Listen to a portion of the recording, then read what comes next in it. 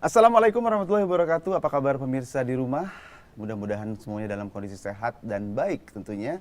Kembali saya Roni Waluyo hadir ke hadapan Anda dalam Visi Zakat. Dan kali ini kita akan membicarakan mengenai peta kemiskinan. Waduh, agak serem nih ngomong soal kemiskinan ya. Nah, kalau kita tahu bahwa ternyata menurut data yang ada di contekan saya ini, menurut BPS Maret 2010, tercatat 31,02 juta jiwa berada di bawah garis kemiskinan. Ini berdasarkan kriteria garis kemiskinan BPS, yaitu 200.269 per kapita per bulan pendapatannya. Namun jika kriteria itu dirubah dengan memakai kriteria garis kemiskinan Bank Dunia, yaitu $2 per hari, maka jumlah penduduk miskin di Indonesia bisa mencapai angka 100 juta. Waduh. Masih adakah harapan bagi kaum miskin di Indonesia? Nah, kita akan ngobrol ya, tentunya dengan seorang pakar yang sudah saya undang pada kali ini. Beliau dari Lembaga Demografi Fakultas Ekonomi Universitas Indonesia, Insinyur Zainul Hidayat MSI. Assalamualaikum, apa kabar? Waalaikumsalam warahmatullahi wabarakatuh. Kabar baik, Mas. Seger aja nih. Berbicara mengenai kemiskinan, Ya. boleh nggak dirubah ya namanya ya? Ketidaksejahteraan lah misalnya gitu ya. Biar sejahteranya yang tercatat gitu, jangan miskinnya. Iya. Sebenarnya apa sih yang kita tahu di sini ada 31,02 juta jiwa Ya. orang yang berada di garis kurang sejahtera tadi. Apa sih sebetulnya yang menyebabkan kok angka ini tidak pernah beranjak, Ya. bahkan malah naik terus gitu loh? Ya. Ya, tahun 2009 tercatat angka kemiskinan kita menurut BPS itu 31, sekian juta. Tahun 2011 kita berhasil menurunkan sedikit menjadi sekitar 30 juta. Ya. Dikit ya?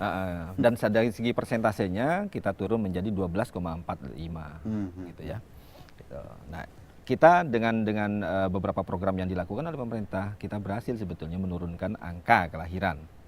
Saya ingin menegaskan semua, menurunkan angka kemiskinan.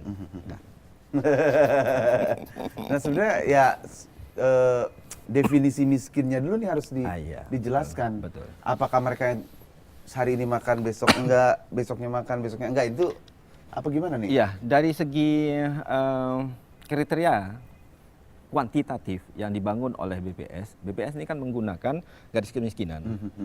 Ini kan kita lucu kalau kita bicara tentang garis kemiskinan, kalau kita terjemahkan menjadi ke dalam sosial gitu ya. Orang seringkali tidak sadar bahwa dirinya itu miskin atau enggak. Gitu kan. Nah, awal mulanya kita kan sebetulnya mencoba kebutuhan basic need dari seseorang.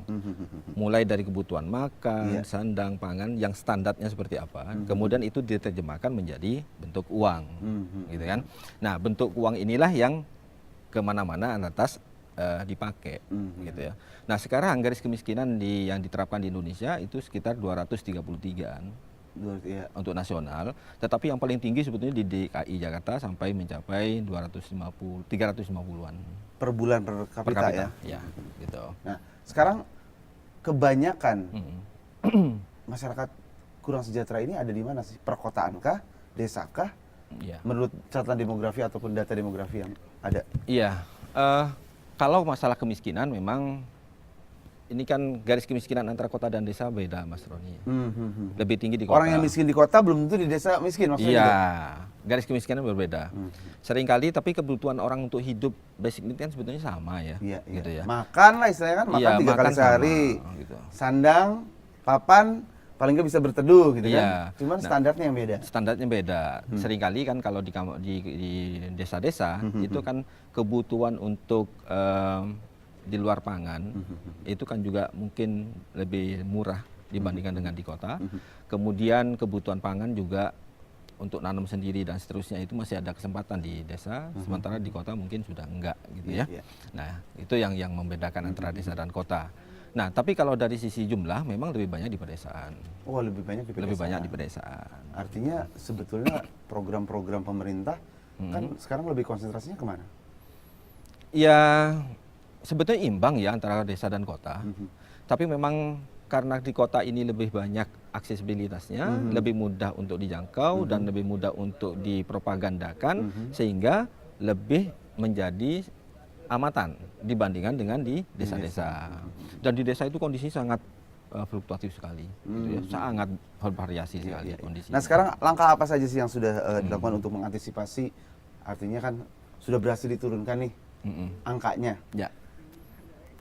Untuk ke depan pasti ingin lebih turun lagi dong. Langkah-langkah apa saja kira-kira yang...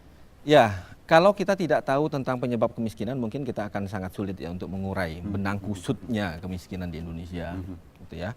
Saya paling tidak ada 3 lah, penyebabnya. ya 3 catatan yang penting tentang kemiskinan ini. Yang pertama memang masalah miskin ini adalah orang yang memang tidak mampu. Tidak mampu. Tidak mampu mencapai kebutuhan dasar tadi. Secara ekonomis. Secara ekonomis. Makannya dia nggak mampu dan seterusnya, gitu ya. Kemudian yang kedua masalah akses. Oke. Gitu ya. Berarti tempatnya ya. Ya, akses pendidikan, akses kesehatan segala macam, gitu ya. Akses terhadap pekerjaan, gitu ya. Kemudian yang ketiga adalah orang yang termarginalkan, orang yang terpinggirkan. Yang dia sebetulnya dari dulu sampai sekarang kerjanya tetap aja segitu. Cuman karena kondisinya berubah dan dia nggak berubah sehingga dia menjadi Dia lebih yang miskin. berubah atau memang lingkungan yang tidak bisa? Dia tidak bisa berubah. Dan sementara lingkungan berubah terus, sehingga mereka itu termarginalkan, terpinggirkan terus gitu loh. Nggak bisa. Berarti antisipasinya di 3 kategori ini beda-beda dong? Beda-beda, betul sekali, Mas. Yang mana yang paling sulit? Yang paling sulit sebetulnya adalah memang yang harus menjadi tanggung jawab pemerintah terbesarnya adalah orang yang tidak mampu memenuhi kebutuhan. Pemerintah harus menanggung beban itu, gitu ya. Kemudian yang kedua tadi yang masalah akses, pemerintah harus membuka akses, gitu loh. Kalau yang termarginalkan tadi itu, yang kelompok ketiga itu lebih banyak kepada pemerintah harus mendorong suatu sistem sosial sekitarnya. Harusnya masyarakat bersama-sama mereka, bersama-sama masyarakat yang miskin tadi, itu bergerak bersama, jangan ditinggalkan mereka. Padahal kita tahu bahwa masalah kemiskinan ini, terutama pada saat udah mulai dekat-dekat kampanye tuh ya pergantian pemerintahan, pilkada, pemilu dan segala macam, menjadi isu nasional, Ya. betul nggak? Betul. Tapi kok nggak berubah-berubah ya? Ya, yang memprihatinkan sebetulnya adalah yang membuat kemiskinan ini menjadi komoditi politik itu adalah orang-orang politisi, bukan orang miskin. Ini harus dibedakan. Jadi miskin yang dipolitisir. Ada yang mempolitisir tentang kemiskinan, gitu ya, bukan kemiskinannya yang Atau mungkin dibikin suasana miskin biar enggak juga ya? Bisa jadi. Sebetulnya dalam konteks di beberapa kajian yang memang agak ekstrim gitu ya, ada yang memang ini adalah dampak dari suatu faham ketika kita melakukan atau proses pembangunan yang berbasis pada individual, maka pasti ada orang yang tercecer. Berbeda sekali dengan kalau kita membangun suatu wilayah dengan basis sosial, kebersamaan, gitu ya, community yang harus dibangun, maka hal-hal yang kecil tadi itu ada menjadi tanggung jawab yang komoditi. Komoditi lah yang bergerak bersama terus. Gitu. Dia menjadi tanggung jawab komoditi tersebut, gitu. Komunitas tersebut, gitu ya. Ini menarik sekali nih obrolannya dengan Mas Zainul, karena semakin jauh ternyata kemiskinan ini tidak hanya sekedar angka sebetulnya. Ya. Artinya mungkin kalau secara angka hanya 31 atau 30 juta tadi ya. Tapi secara mungkin jiwa gitu ya, orang yang merasa miskin itu sangat banyak, jauh lebih dari ini. Baik, obrolan kita akan lanjutkan Mas Zainul. Tentunya kita akan lebih tahu lebih banyak sebenarnya bagaimana cara kita lebih mensejahterakannya. Kita fokusnya ke situ ya. Kita akan kembali setelah yang berikut ini.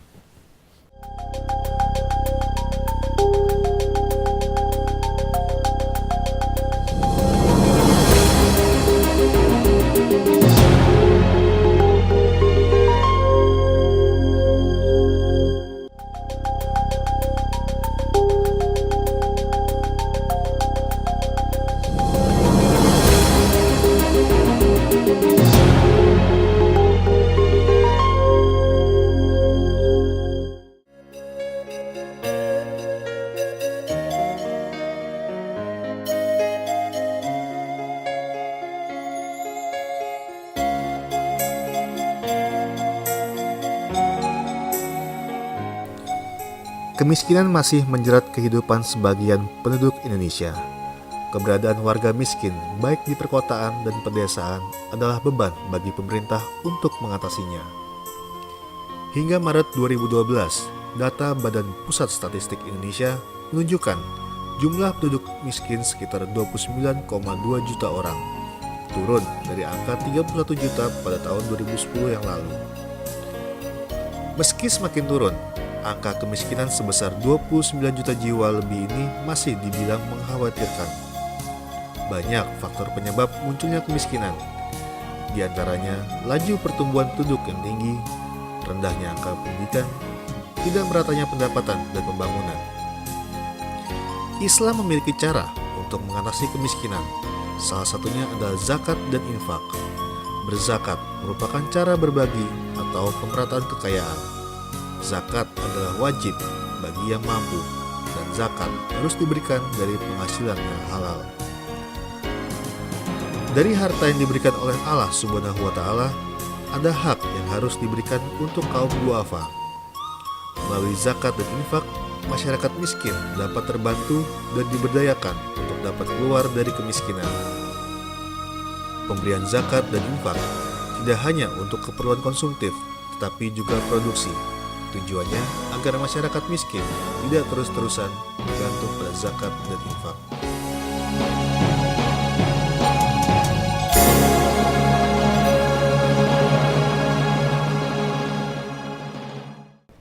Ya, Mas Zainul, kalau kita lihat tadi tayangan ya, bagaimana permasalahan mengenai mencoba untuk mengatasi masalah kemiskinan ini. Kalau kita lihat Undang-Undang Dasar 45, jelas dikatakan bahwa fakir miskin dan anak terlantar dipelihara oleh negara. Tapi dipeliharanya sampai sejauh mana? Ya? Anda melihat seperti apa? Iya. Kalau dipelihara, dalam satu sisi kita memilih pemahaman gitu ya, dipelihara atau tetap dibiarkan atau menjadi komoditi yang lain atau menjadi tanggung jawab pemerintah untuk harusnya kalau jadi tanggung jawab dong, harus jadi tanggung jawab harusnya. Iya. Jadi kalau saya melihat dari sisi pure tentang kemiskinan, terlalu berat kalau pemerintah memiliki tanggung jawab sepenuhnya terhadap masalah kemiskinan, terutama tadi yang berbasis pada tadi nih. Gitu ya, yang termarginalkan, gitu loh. Nah, tanggung jawab pemerintah untuk melindungi orang yang termarginalkan itu cuma satu, mempertahankan daya belinya. Seringkali kita bekerja seperti biasa, tetapi karena ada nilai tukar yang berubah, sehingga harga melonjak dan seterusnya, dia jadi termarginalkan. Jadi pendapatannya segitu-segitu aja gitu. Iya. Nah, peran pemerintah sebetulnya adalah menjaga itu. Jangan sampai ada orang yang termarginalkan. Asal kebutuhan pokoknya tetap terpenuhi. Iya. Nah, kalau gitu mungkin ya, ini mungkin salah satu solusi. Kita akan ngobrol apakah dengan zakat bisa mengatasi masalah kemiskinan ini. Kita akan hadirkan Direktur Eksekutif dari Dompet Duafa, Bapak Ahmad Juwaini. Nah, ini dari tadi ditungguin sebenarnya nih. Waalaikumsalam. Ini masalah kemiskinan, ya. Kesejahteraan lah ya. Kita akan mesejahterakan. Apakah dengan zakat bisa membuat lebih sejahtera hidupnya? Karena kita tahu bahwa sebetulnya ya dalam hadis pun dikatakan sebagai umat yang mempunyai kelebihan itu wajib membantu yang memerlukan atau kekurangan. Bagaimana nih Mas Ahmad? Ya banyak orang yang dengan ditolong dengan zakat berubah dari tadinya miskin tidak miskin lagi, itu banyak. Beberapa orang misalnya yang dulu waktu lulus SMA dia seperti masa depannya gelap karena tidak tahu harus melanjutkan, tidak punya uang. Kemudian sampai ke kita, ke Dompet Duafa, terus kita kasih bantuan beasiswa, dia lulus kuliah, bahkan akhirnya bisa bekerja di tempat yang cukup bagus perusahaannya. Bahkan sekarang bisa menyumbang lagi untuk adik-adiknya lagi. Nah, ini menarik. Karena kita tahu bahwa yang harus ditolong itu urusan perut dulu, ya. Apakah artinya gini, kita kasih pancing dulu, kasih pancing atau kasih ikan dulu? Iya, pancing dan ikan kali. Kan ada yang terus-terusan ngasih ikan, ya udah kebiasaan dikasih ikan terus, nggak maju-maju juga. Betul. Gimana nih Mas? Iya, bagaimanapun juga kalau sedang lapar memang harus diatasi kelaparannya. Sampai ada hadis bahwa orang miskin itu tidak bisa dipaksa bekerja kalau sedang kondisi lapar gitu. Jadi memang laparnya harus diatasi dulu. Cuma setelah kita bantu mengatasi laparnya itu, dia tidak boleh terus-menerus dikasihani dengan belas kasihan, dan dia juga jangan senang gitu dengan belas kasihan itu. Dia harus melakukan perubahan. Oh, dia senang ada Dompet Duafa, tenang aja gitu kan. Yang penting aman dekat-dekat dompet duafa? Nggak, karena sementara saja, sebenarnya hanya sementara saja bantuan yang sifatnya untuk charity seperti itu tuh hanya sementara saja. Nah, terus lanjutannya apa programnya? Ya yang bersifat membuat dia jadi mandiri, buat bisa bekerja, bisa berwirausaha. Dikasih pelatihan kah? Iya, dengan pelatihan, dengan pembekalan, pendampingan. Bahkan kalau pengusaha kita bantu juga inkubasi, proses inkubasi sampai dia mulai bisa siap lah Bisnis kira-kira. gitu ya. Betul. Nah, sekarang masalahnya yang miskin kan, oke, saya setuju kalau mereka juga dikasih kailnya ya, Betul, selain betul, ikannya. betul. Tapi kan artinya ada yang usianya memang pas untuk masa bekerja. Iya. Kalau untuk yang sudah lewat gimana? Atau yang masih anak-anak gimana? Ya kalau yang masih anak-anak kan sekolah dulu ya. Anak-anak kan sekolah dulu tugasnya. Jadi kalaupun dia miskin ya dia kita teruskan untuk sekolah dulu lah. Gratis? Iya, sekolahnya gratis. Wah. Nah, kalau yang sudah jompo kita siapkan untuk hidup jompo yang tidak terlalu menderita lah kira-kira gitu. Jadi karena begini, kalau orang jompo yang tidak mampu bekerja, memang dia boleh tidak bekerja. Kalau memang sudah tidak mampu bekerja. Tapi kalau dia masih merasa mampu, di beberapa negara lain kan banyak orang yang sudah tua-tua tapi masih kerja ya. Kalau di Indonesia memang biasanya kalau udah tua itu cenderung untuk duduk di kursi goyang. Pensiun gitu ya? Iya, menghabiskan waktu seperti itu. Ada panti jompo yang dibina oleh... Belum. Kita membina belum ada, tapi membantu panti jompo ada, kita bantu. Oh, Jadi yang sudah ada. Iya, jadi tapi bukan dikelola langsung oleh kita. Panti jompo itu dikelola yayasan lain, kita membantu, mendanai saja. Anda melihat lembaga-lembaga seperti Dompet Duafa melakukan pengumpulan dana zakat, kemudian membantu orang miskin. Apa bisa mengatasi masalah kemiskinan ini? Saya tahun 2008 pernah mencoba ngotak-ngatik tentang zakat. Kita definisikan sebetulnya kalau orang itu punya pendapatan 25% di atas atau 30% yang teratas gitu ya, kita anggap sebagai muzaki. Dan kita ambil sekian Orang-orang persen. terkaya di Indonesia lah Iya, istilahnya ya. pendapatan kan kita ada tuh pengeluarannya mereka gitu kan, kita estimate gitu ya. Sebetulnya kita cukup besar ya muzaki kita, gitu ya. Orang-orang yang jadi muzaki di kita itu cukup besar, hampir sama lah ya jumlahnya dengan jumlah lebih besar malah ya, lebih besar, lebih banyak muzakinya daripada mustahik yang miskin tadi. Lebih banyak sebetulnya. Ya kalau dilihat dari jumlah kan masyarakat Indonesia kan ada 240, yang miskinnya cuma 30 nih. Berarti 210 juta Iya. aman dong. Aman. Jadi Sebenarnya sebenarnya harus atas bisa hilang di 30 Ya jutanya. secara matematis saja, kalau di sini muncul kelebihan, di sini ada kekurangan, tinggal plak itu bagi rata, sebenarnya selesai urusan. Betul. Tapi nggak semudah itu kan. Tentu sekarang masalahnya adalah mekanisme gimana cara menarik dari sini. Kita akan obrolin ya. Itu. Lebih lanjut mengenai mekanisme ini. Kenapa kalau kita lihat perbandingan antara orang yang di atas garis kurang sejahtera tadi lebih banyak, tapi kok yang miskin tetap ada juga. Kita lihat setelah yang berikut ini.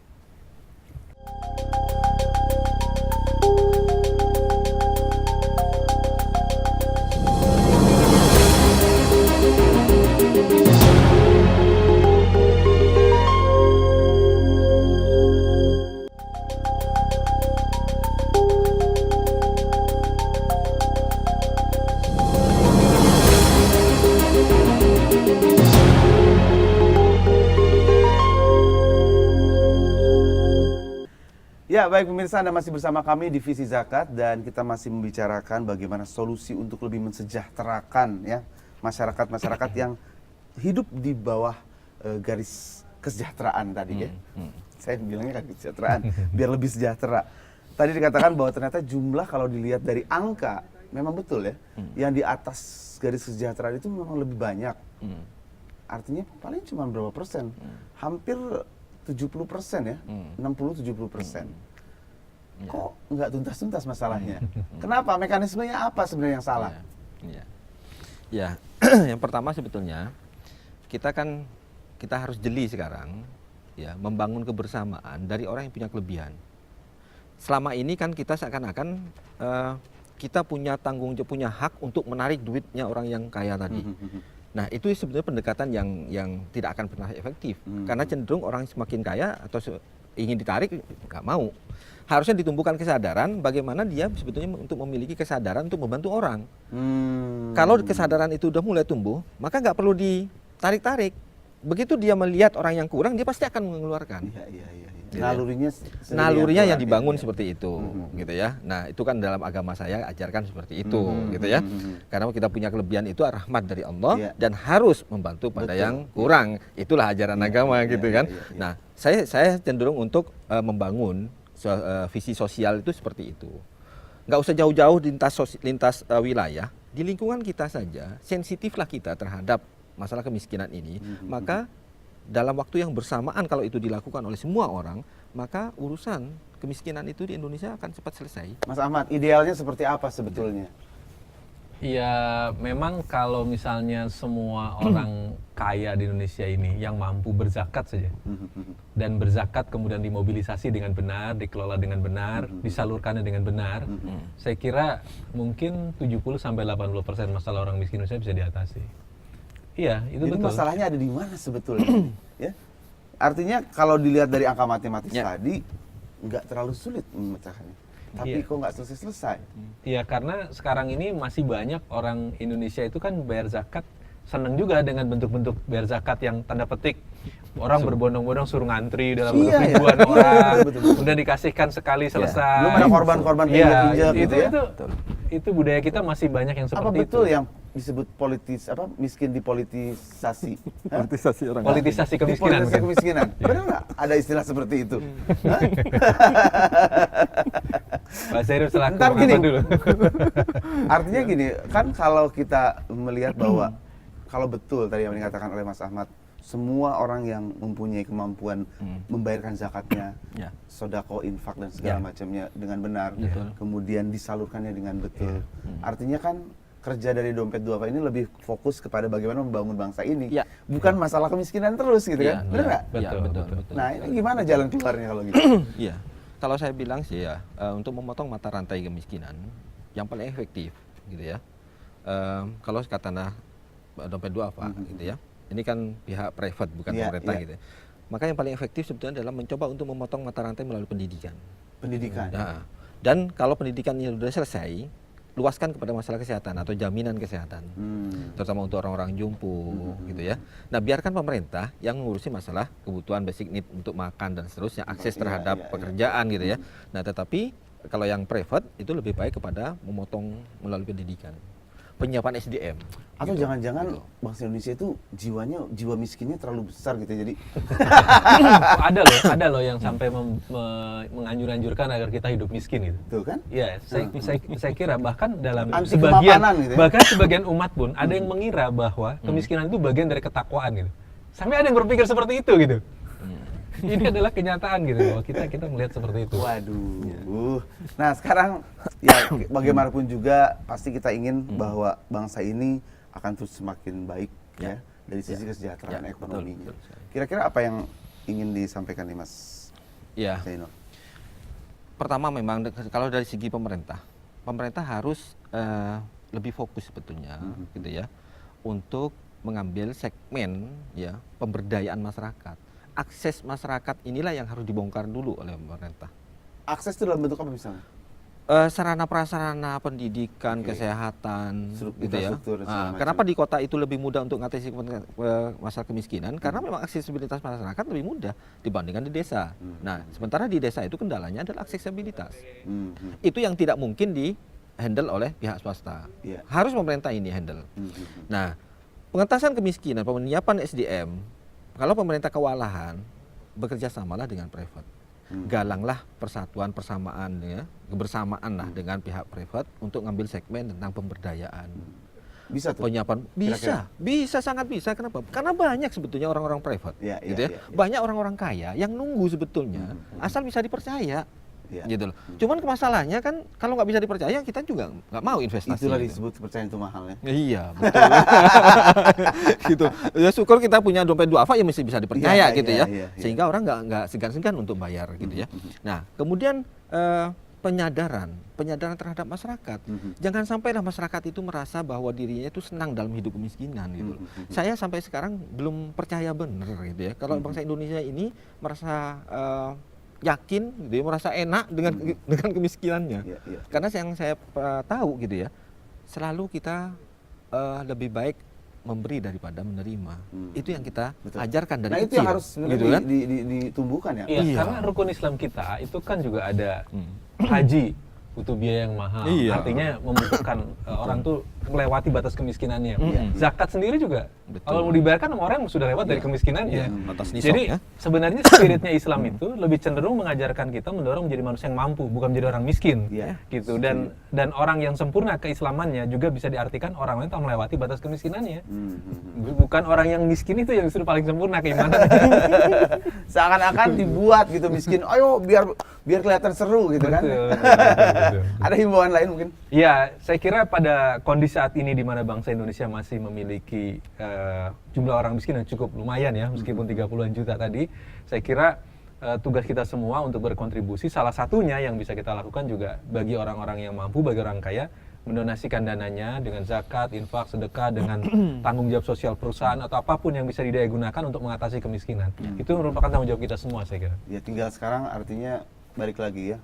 Percaya, rasa percaya itu. Kepercayaan yang sekarang lagi diemban oleh Dompet Duafa ini kan sebuah amanah yang cukup besar. Iya, Dan iya, itu alhamdulillah sudah terlihat oleh semua para musaik yang menitipkan dananya kepada Amin, Dompet dan Duafa. mudah-mudahan terus dikawal kami juga supaya tetap amanah. Pastinya. Sekali lagi terima kasih Mas Jeno sudah Baik, hadir di baik. Visi Zakat hari ini. Mas Ahmad, nanti kita akan ketemu lagi tetap ya. Dan saya yakin obrolan kita ini juga menjadi inspirasi untuk Anda semua. Bukan masalah miskinnya, tapi bagaimana mensejahterakan melalui zakat. Saya Roni Waluyo undur diri, kita ketemu lagi di Visi Zakat selanjutnya. Assalamualaikum warahmatullahi wabarakatuh.